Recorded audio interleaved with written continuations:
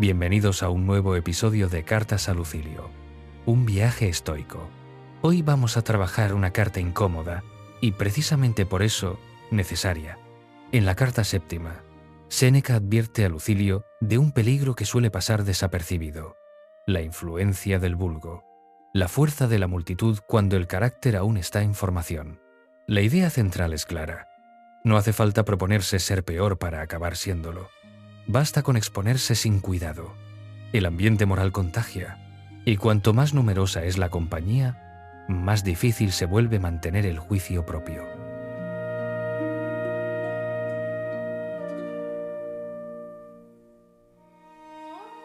Séneca escribe en la Roma imperial, donde los espectáculos públicos, gladiadores, condenas, luchas con animales, eran ocio de masas. Lo relevante aquí es que Séneca no habla desde la teoría. Confiesa que asistió a un espectáculo y salió de allí moralmente peor. Esa honestidad es la base de su advertencia.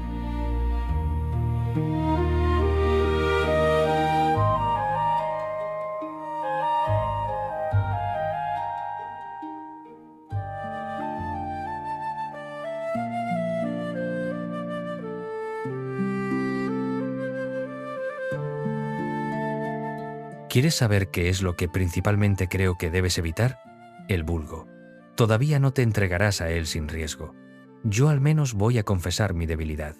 Nunca traigo el mismo talante que llevé. Algo de lo que arreglé se altera. Algo de lo que puse en fuga regresa. Lo que les ocurre a los enfermos, a los que una larga dolencia les ha afectado, hasta el punto de no poder salir a ningún sitio sin daño, eso nos pasa a nosotros, pues nuestros espíritus se están recuperando de una larga enfermedad. El trato con muchos es perjudicial. Ninguno deja de recomendarnos, o inculcarnos, o pringarnos, sin que nos demos cuenta, algún vicio. Y, claro es, cuanto con más gente nos juntamos, tanto mayor peligro hay de tal cosa, pero nada tan dañoso para las buenas costumbres como el asistir a un espectáculo.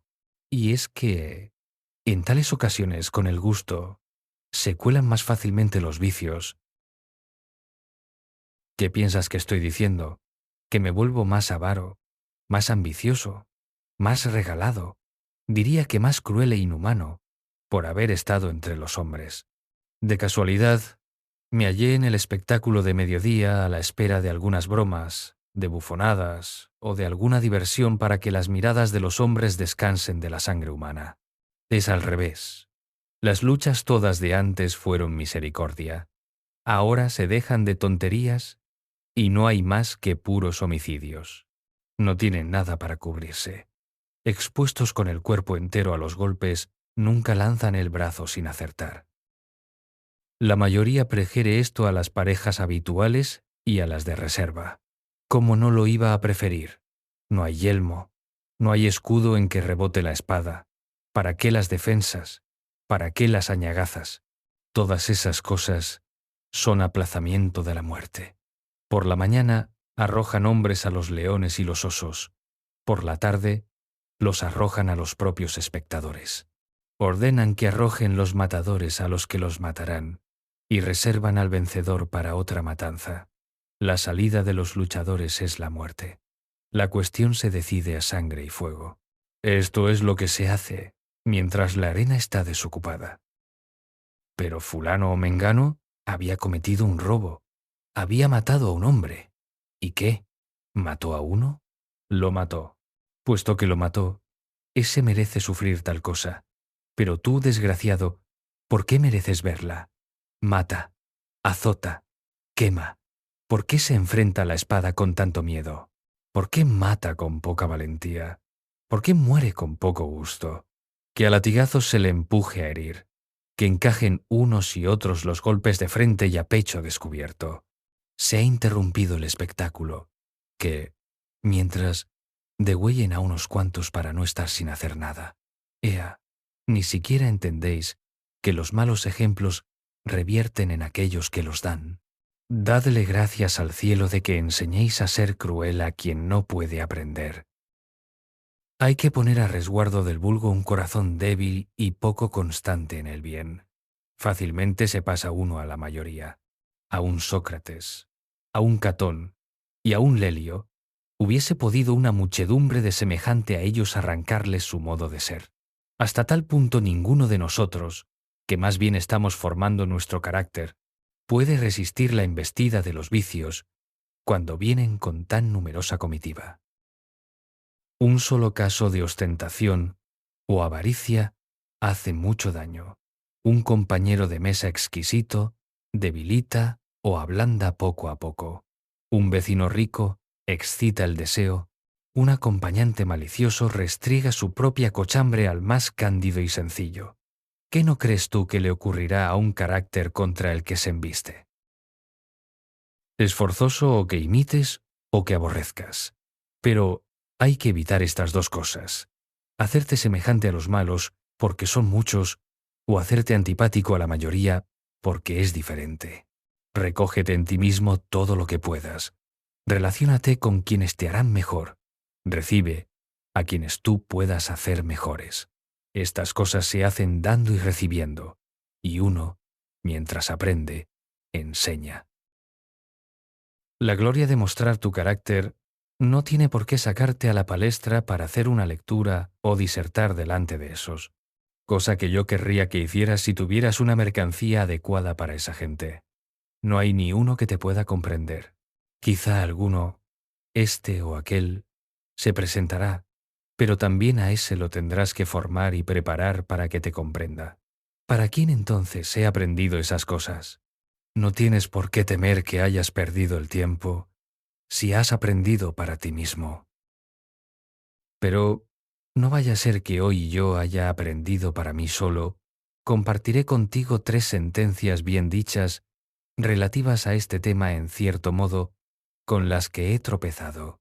De ellas, una te la pagará esta carta como deuda. Las otras 2 tómalas como anticipo. Dice Demócrito, uno solo vale para mí lo que el vulgo, y el vulgo lo que uno solo. También acertó aquel, quien quiera que fuese, pues se duda del padre de la frase, cuando le preguntaron de qué servía esforzarse demasiado por una ciencia accesible a muy pocos, y contestó, me bastan pocos, me basta uno, me basta ninguno. Noblemente Epicuro, en una carta a uno de sus camaradas de escuela, puso la tercera frase, esto no va por el vulgo sino por ti, porque es verdad que el uno para el otro somos un teatro lo bastante grande. Estos principios hay que meterlos en el alma para que desprecies el placer que llega del acuerdo de los más. Muchos están de acuerdo contigo. ¿Qué razón hay para estar satisfecho si eres tal que te comprenden muchos? Que tus buenas cualidades den a tu interior. Adiós.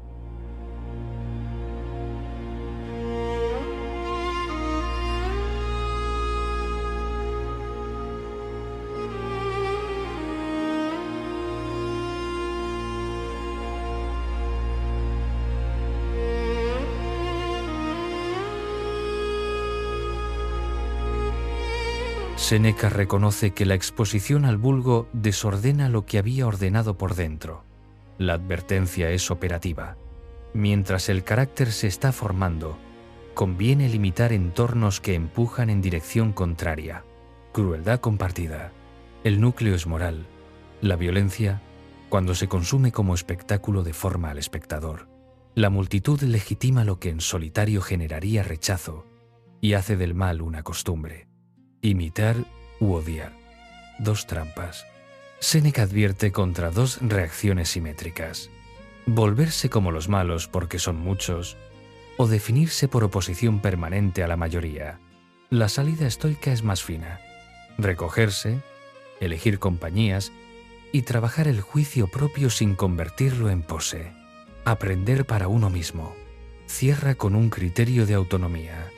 No medir el valor del aprendizaje por la aprobación social. Si has aprendido para ti, no has perdido el tiempo.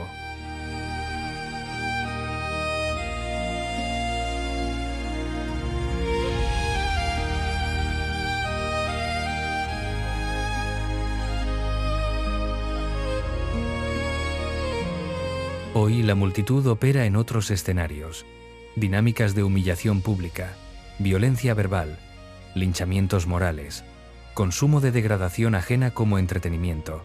La pregunta práctica es simple: ¿qué ambientes te mejoran y cuáles te empeoran, aunque sea por contagio lento?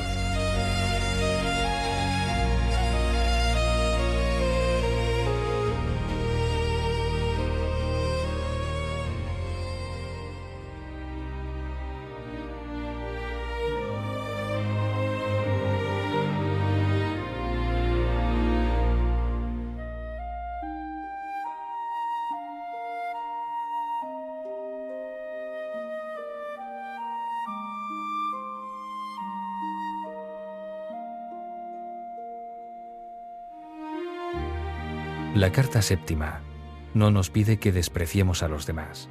Nos pide algo más difícil: que no nos diluyamos en ellos. Séneca no desconfía del ser humano en abstracto, sino del contagio moral que se produce cuando dejamos de pensar por cuenta propia. Cuando miramos sin juzgar, cuando aplaudimos sin actuar, cuando callamos por comodidad.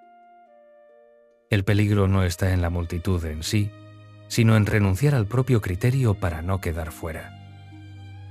Ahí es donde el carácter empieza a erosionarse, casi sin que nos demos cuenta. Por eso la propuesta de Séneca es tan sobria como exigente: recogerse cuando haga falta, elegir con cuidado las compañías y aceptar que no todo lo valioso tiene que ser compartido ni aprobado. Aprender para uno mismo, mejorar sin testigos y recordar que, si has aprendido para ti, no has perdido el tiempo. En el próximo episodio seguiremos avanzando en este viaje estoico, profundizando en la libertad interior y en el juicio propio frente al ruido exterior. Gracias por escuchar. Y recuerda, no todo lo que es mayoritario es inocente.